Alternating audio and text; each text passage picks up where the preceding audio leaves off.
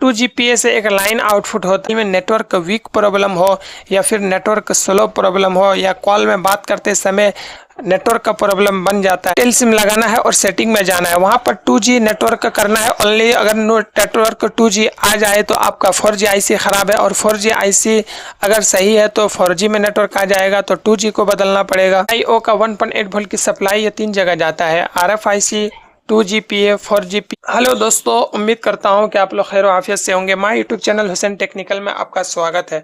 तो आज का वीडियो आपके लिए काफी ज्यादा इंपॉर्टेंट होने वाला है, क्योंकि आज मैं आपको बताने वाला हूं सैमसंग A06 के नेटवर्क सेक्शन के बारे में। पूरी डिटेल में हम लोग समझेंगे कि कौन सी लाइन कहां पर जाते हैं, कौन सी लाइन में कितना वोल्टेज आता है, और कौन सी लाइन ब्रेक होने से हमारे मोबाइल में नेटवर्क का प्रॉब्लम सॉल्व हो पाएगा। अगर ये वीडियो आपने पूरा देख लिए तो आपको नेटवर्क का प्रॉब्लम, कस्टमर कोई भी मोबाइल लेकर आए तो उसमें ट्रेसिंग करना काफ़ी आसानी होने वाला है। और मैं आपको 4-5 ऐसे ट्रिक बताऊंगा जो आपके लिए काफ़ी ज़्यादा इम्पोर्टेंट होने वाला है। अगर ये वीडियो आप पूरा देखेंगे तो नेटवर्क बनाने में काफ़ी आसानी आपको लगने लगेगा। तो ये वीडियो को पूरा आप ज़रूर देखिएगा, स्किप करके देखेंगे तो आपको समझ में नहीं आएगा। बार बार वीडियो को देखेंगे तो आपका, अगर डायग्राम से देख करके आपको वीडियो समझ में नहीं आता है तो आपको 2-3 बार देखने से 100% आपका जो नेटवर्क सेक्शन है डायग्राम में देखने का अंदाज़ा हो जाएगा, और मोबाइल रिपेयरिंग करने में बहुत मज़ा आने वाला है। तो अब वीडियो शुरू करते हैं।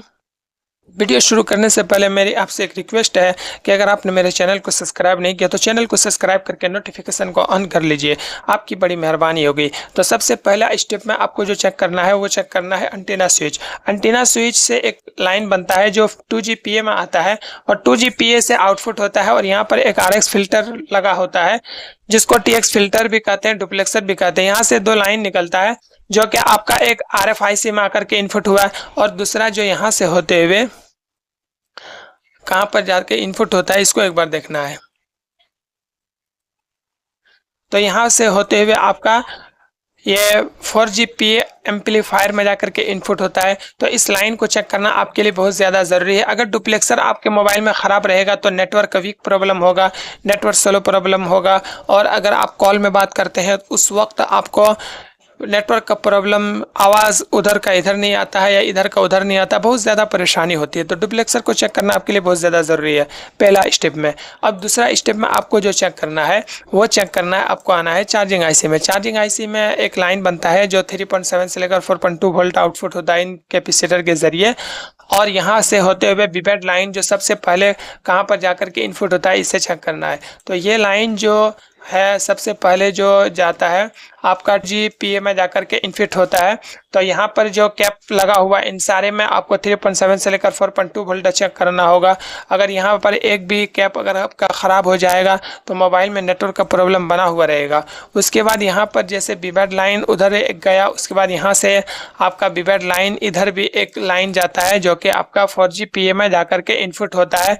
तो यहाँ पर आपको 3.7 से लेकर 4.2 वोल्ट इन कैपेसिटर में आपको चेक करना बहुत ज़्यादा ज़रूरी है। अगर यहाँ पर भी आपका कोई एक लाइन मिसिंग हो जाएगा तो 4G आपका वर्क करना बंद कर देगा।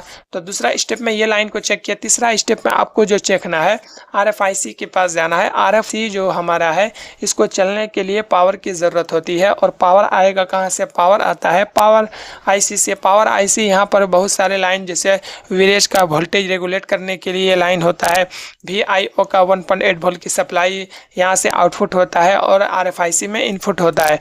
तो यहाँ से देख लेते हैं कौन कौन से लाइन इनपुट होता है। सबसे पहले यहाँ पर विलेज वोल्टेज रेगुलेट करने के लिए 1.2 वोल्ट की सप्लाई होती है, जो कि यहाँ से होते हुए आपका कहाँ पर जाकर के इनपुट होता है, यहाँ से RFIC में ये कैप जो लगा हुआ है, इन कैप के जरिए आपका RFIC में इनपुट होता है। तो इसको चेक करना आपके लिए बहुत ज़्यादा ज़रूरी है। उसके बाद यहाँ पर और देखते हैं कौन कौन से लाइन है जो यहाँ से आपका विलेज का 1.8 वोल्ट की सप्लाई होती है, इसे चेक करना है। ये लाइन जो है कहाँ पर जाकर के इनपुट होता है, तो ये भी यहीं पर आकर के इनपुट होता है RFIC में, जिसमें आपको 1.8 वोल्ट की सप्लाई आपको चेक करनी बहुत ज़्यादा ज़रूरी है। उसके बाद यहाँ पर एक लाइन होता है जो काफ़ी इंपॉर्टेंट होता है, VIO का लाइन। अगर ये लाइन ब्रेक हो जाएगा तो आपके मोबाइल में ना ही RFIC काम करेगा, और ना ही 2GPA काम करेगा, ना ही 4GPA काम करेगा। क्योंकि ये लाइन 3 जगह जाता है। तो सबसे पहले देखते हैं यहाँ पर ये लाइन जो जाता है कहाँ कहाँ पर जाता है। तो यहाँ पर भी IO का लाइन जो है सबसे पहले RFIC में इनपुट हुआ, उसके बाद 2GPA में जाकर के इनपुट हुआ, उसके बाद यहीं से भी IO का जो लाइन है यहाँ से होते हुए आपका 4GPA में जाके इनपुट होगा, जो 1.8 वोल्ट की सप्लाई होती है जो 4G IC में इस कैप के जरिए इनपुट होता है। तो इस लाइन को चेक करना आपके लिए बहुत ज़्यादा ज़रूरी है। अगर ये लाइन ब्रेक हो जाएगा तो आपके मोबाइल में नेटवर्क का प्रॉब्लम सॉल्व नहीं हो पाएगा। उसके यहाँ पर RFIC से एक और लाइन निकलता है जो कि VFE 2.8 वोल्ट ये लाइन होता है, जो कि कहाँ पर जाकर के इनपुट होता है। इसे देखना आपके लिए बहुत ज़्यादा ज़रूरी है, जो इस IC में लगा होता है। तो इसे चेक करना आपके लिए बहुत ज़्यादा ज़रूरी है। अगर ये लाइन ब्रेक हो जाएगा तो आपके मोबाइल में नेटवर्क का प्रॉब्लम बना हुआ रहेगा।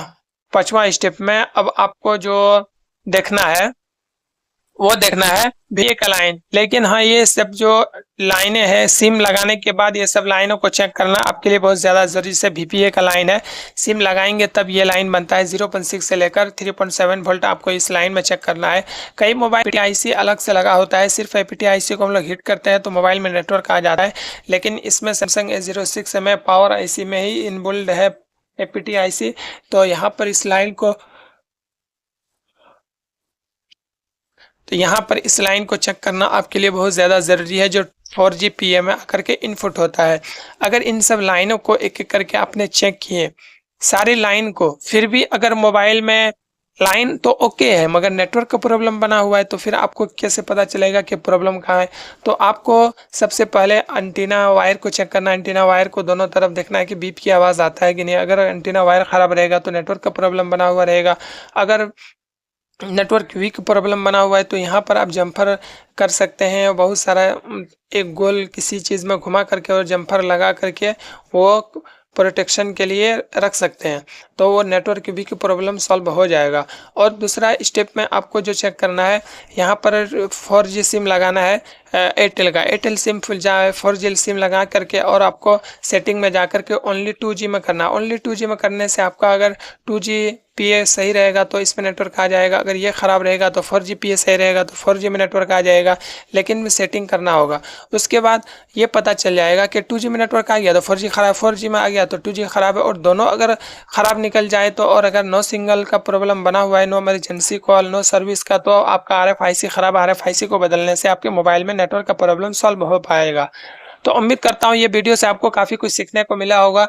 तो मैं आपसे एक रिक्वेस्ट है कि अगर आपने मेरे चैनल को सब्सक्राइब नहीं किया तो चैनल को सब्सक्राइब करके नोटिफिकेशन को ऑन कर लीजिए, आपकी बड़ी मेहरबानी होगी।